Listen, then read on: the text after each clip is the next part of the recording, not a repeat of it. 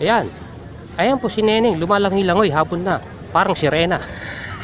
Nakisirena siya. Alright. Kita lumalangoy-langoy. Di ba mga guys, men? Di ba mga guys, men? Ang mga tao na riyan lang po sa paseo. Alright. Di ba? See the look. I see the look. Di ba mga guys, men? Ayan si ate. Nag-iisa talaga siya sa dagat to.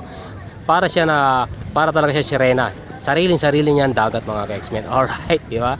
Yan. Kunan natin ng konti niya mga guys-men.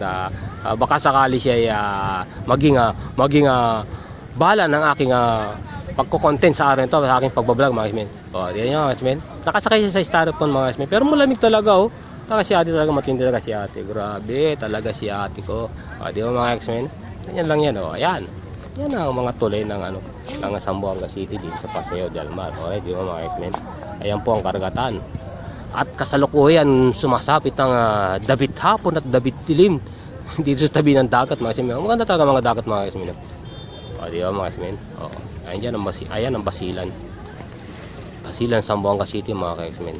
Ayan ang mga kabundukan ng Basilan, mga island po yan dito.